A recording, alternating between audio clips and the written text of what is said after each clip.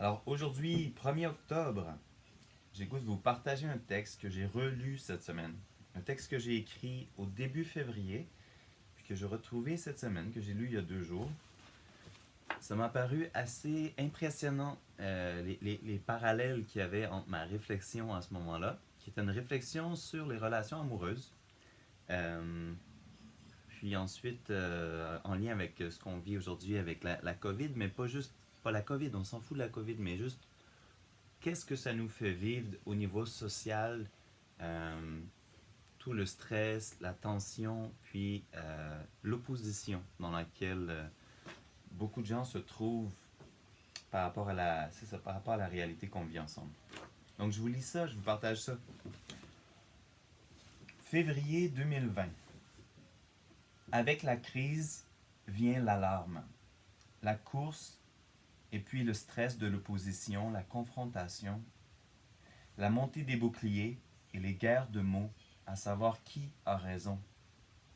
Lorsque la justice est en jeu, la justesse des mots satisfait et l'indélicatesse déclenche les feux de la réaction. Conscience, écoute, recherche de compréhension mutuelle, amour de soi et de son prochain. Un jour, l'expression de la liberté devient celle d'un choix, où on s'abandonne à la volonté de la non-domination, qui devient la non-volonté de la domination. Un jour, un homme passe et s'arrête pour s'asseoir sur une pierre. Il suffit de la présence du ciel et du contact avec la terre pour nous permettre de nous retrouver entre les deux, quelque part en recherche d'équilibre. Et alors, on sent la grandeur de notre monde et de celle du cosmos qui nous entoure, et puis la force de la gravité qui nous garde bien enracinés ici. Faites que nous nous arrêtions enfin pour nous permettre de voir vraiment. Enfin, la transformation est à notre portée. Il suffit de lâcher prise. Le contrôleur relâche le désir de façonner sa vie selon sa propre pensée. À un certain moment, on voit quelque chose de plus grand que soi qui surgit. C'est un dessein imprévisible, où celui qu'on aurait nommé Dieu dans un certain ancien paradigme pourra enfin être libre du façonnage des hommes, qui tentent constamment de recréer Dieu à leur image. Enfin, l'homme laisse son désir de contrôler la vie et entre au service de quelque chose d'innommable, plus grand que lui. L'amour ne se trompe pas. Seulement l'innocence pourrait nous faire baisser la garde et nous distraire à un moment crucial et décisif. Et oui, je le crois, rien n'est plus beau que de laisser s'exprimer et la vérité et l'amour simultanément, dans une confiance inconditionnelle dénuée d'agression. Fortifions en nous non pas nos murailles, mais notre capacité d'abandon et notre capacité de recevoir ce qui est vrai dans la dimension de ce qui nous est inconnu. Aujourd'hui, j'entre dans une nouvelle phase d'engagement avec moi-même.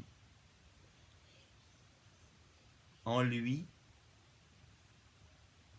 avec ma propre conscience et mon intégrité dans ma relation avec le monde, et en particulier avec les autres êtres humains.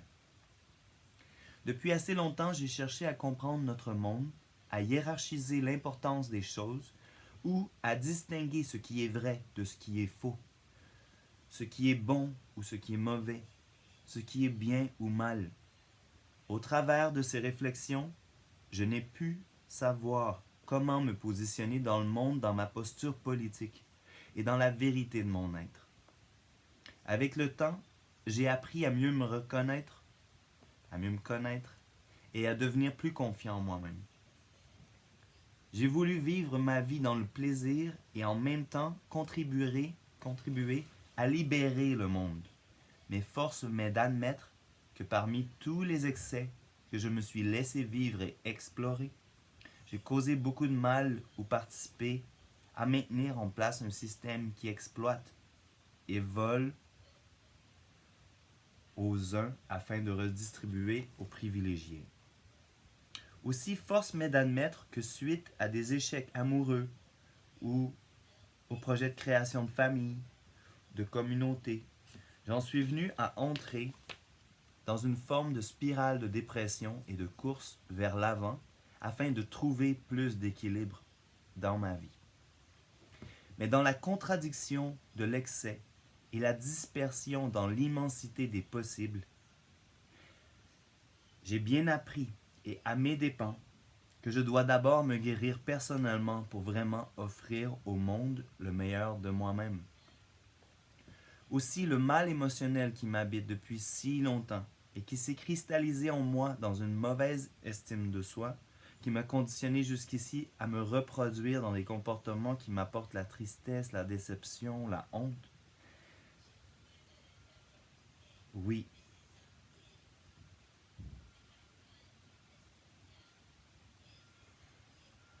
En ce qui concerne ma position sociale d'homme blanc et de descendance coloniale sur les territoires de la grande île de la Tortue, je reconnais aujourd'hui un moment comment il est possible que je me repositionne politiquement à toutes les échelles de ma vie.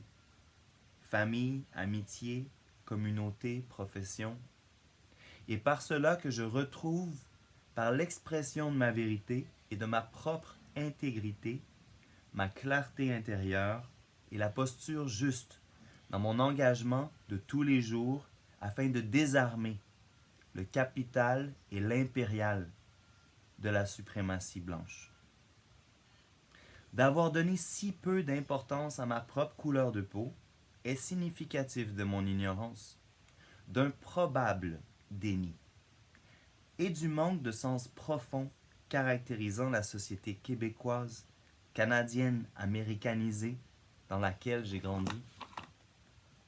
Comme si ma culture d'appartenance était un mélange de signifiant et d'insignifiant. Aujourd'hui, c'est en reconnectant avec mon ancêtre, l'ancêtre en moi, que je peux revisiter ma vie et m'actualiser afin de me percevoir différemment et de me choisir avec conscience. Vérité et amour, vérité et amour, vérité et amour. Bonne journée et joyeux mois d'octobre 2020.